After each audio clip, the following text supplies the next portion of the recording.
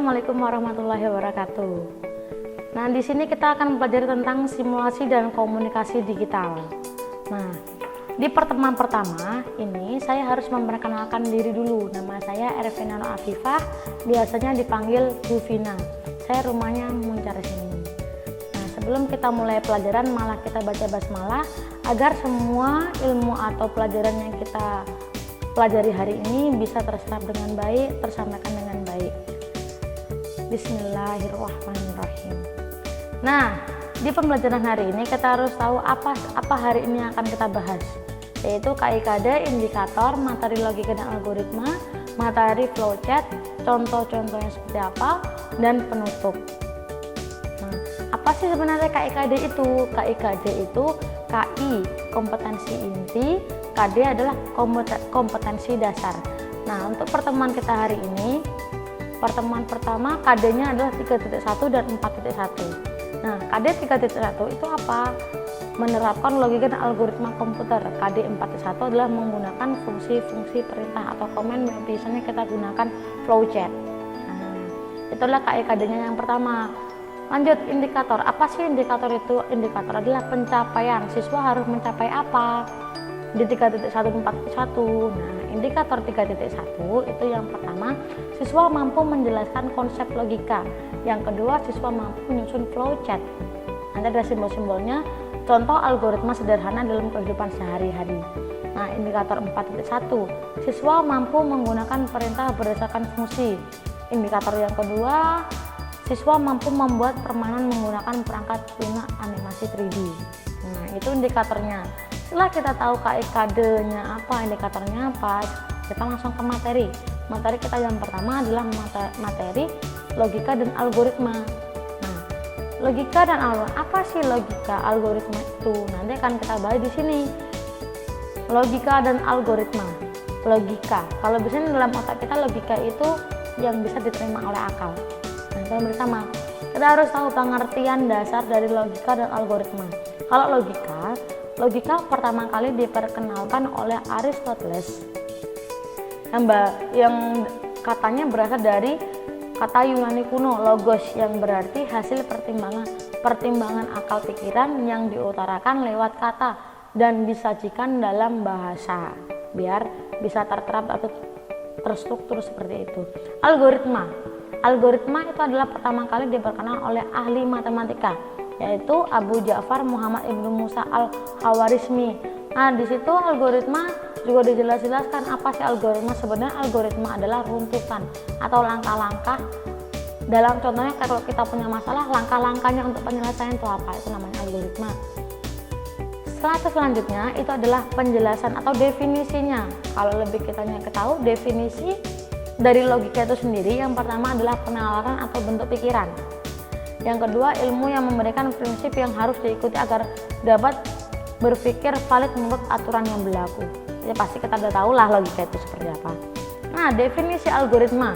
Yang pertama, langkah-langkah yang dilakukan agar solusi masalah dapat diperoleh. Itu namanya algoritma. Yang kedua, suatu prosedur yang merupakan urutan langkah-langkah. Yang ketiga, suatu metode khusus yang digunakan untuk menyelesaikan sebuah masalah. Itu namanya algoritma. Selanjutnya kita tahu tahap penyelesaian dalam logika dan algoritma. Algoritma ada pemilihan kriterianya.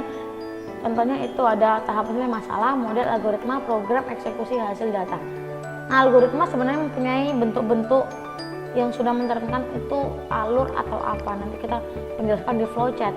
Nah, ini ada tahap penyelesaian. Kriteria pemilihan algoritma itu ada 5 kriterianya. Yang pertama adalah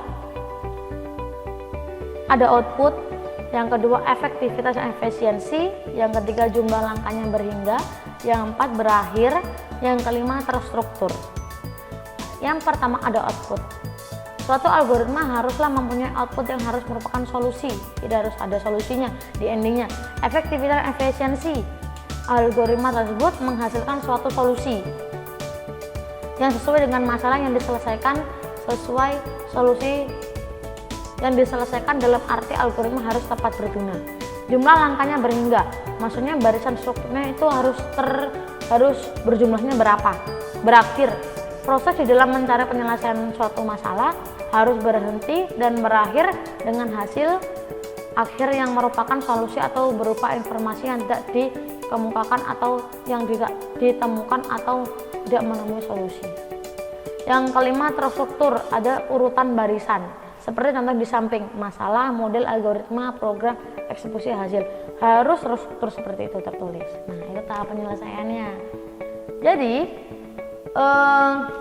kesimpulan dalam suatu algoritma adalah suatu algoritma harus menghasilkan output yang tepat, harus menghasilkan kesimpulan yang tepat, efektif, dalam waktu yang relatif singkat dan penggunaan memori yang relatif sedikit atau efisien dengan langkah yang berhingga, dan prosedurnya berakhir baik dalam keadaan diperoleh suatu solusi maupun tidak dapat diperoleh dalam suatu solusi. Nah, itu kesimpulannya. Itu materi kita yang pertama. Materi kita yang kedua adalah materi flowchart.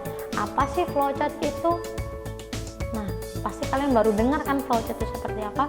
Nah, kita akan pelajari flowchart itu apa. Pengertian flowchart.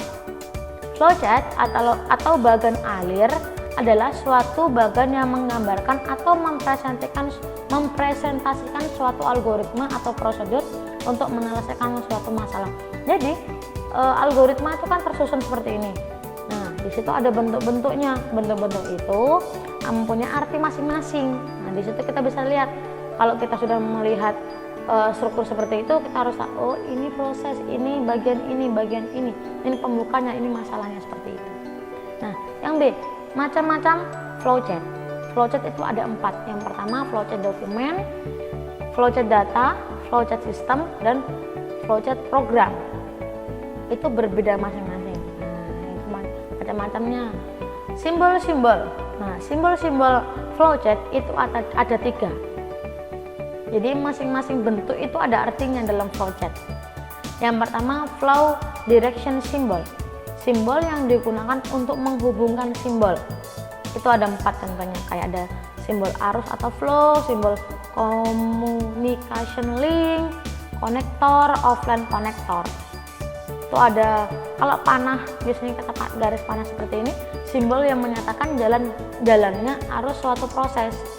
Kalau yang gambar petir, simbol yang menyatakan transmisi data dari satu lokasi ke lokasi lain. Kalau lingkaran, simbol yang menyatakan sambungan dari proses ke lingkaran lainnya dalam halaman yang sama. Kalau offline konektor, simbol yang menyatakan sambungan dari proses ke proses lainnya dalam halaman yang berbeda. Itu adalah simbol yang pertama. Simbol yang kedua adalah processing symbol, proses. Biasanya paling yang sering digunakan sebelah ini. Simbol proses itu ada A sampai H. Simbol proses, manual, decision, predefined proses, terminal, kayak operation, offline struct, manual input. Nah, ya kayak kotak seperti ini. Simbol yang mengatakan suatu proses yang dilakukan oleh komputer. Simbol manual, simbol yang mengatakan suatu proses yang tidak dilakukan oleh komputer. Simbol yang ketiga, simbol yang menunjukkan suatu kondisi tertentu yang akan menghasilkan 2 kemungkinan jawaban yang artinya iya atau tidak. Yang keempat, simbol yang menyatakan penyediaan tempat penyimpanan, suatu pengelolaan untuk memberi harga awal. Yang kelima, terminal, simbol yang menyatakan awal atau akhir. Jadi simbol terminal itu biasanya berada atau bentuknya itu di awal sama yang akhir. Yang keenam, simbolnya simbol yang mengatakan suatu jenis operasi yang diproses dengan menggunakan suatu mesin yang mempunyai keyboard. Yang ketujuh, simbol yang menunjukkan bahwa data dalam simbol ini akan disimpan ke suatu media tertentu. Dan yang terakhir, simbol memasukkan data secara manual untuk menggunakan online keyboard. Itu adalah simbol yang kedua. Simbol yang terakhir, simbol yang ketiga, itu adalah simbol input dan output. Simbol input atau output, simbol yang menyatakan proses input atau output tanpa tergantung jenis peralatannya. Yang B, simbol yang menyatakan input berasal dari kartu atau output dituliskan ke kartu. Yang ketiga, simbol yang menyatakan input berasal dari pita magnetis atau output disimpan ke pita magnetis. Yang nomor 4, simbol yang menyatakan input berasal dari disk maupun output disimpan ke disk. Simbol yang kelima, simbol dokumen mencetak keluaran dalam bentuk dokumen melalui printer. Kalau display mencetak pengon dalam bentuk layar monitor. Nah, itu simbol-simbolnya. Jadi ada 3 tersebut. Jadi kita harus tahu bentuk-bentuknya untuk mengalirkan alur seperti itu seperti apa. Contohnya seperti ini. Nah, ini menabung. Kenapa bentuknya seperti ini? Karena transmisi. Mengisi formulir itu suatu proses menulis. Jadi bentuknya seperti ini. Nah, ini adalah contoh-contohnya. Sampai ada input sama output. Di sini kita harus pelajari. Nah, di situ nanti kalau ada pertanyaan, kita ada sesi pertanyaan. Setelah itu sekian dari saya, semangat belajarnya, tetap jaga kesehatan dan jangan lupa untuk mengerjakan soal yang sudah disediakan di web.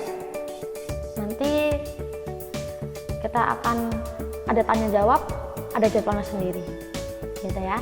Terima kasih. Sampai sini saya akhiri. Wassalamualaikum warahmatullahi wabarakatuh.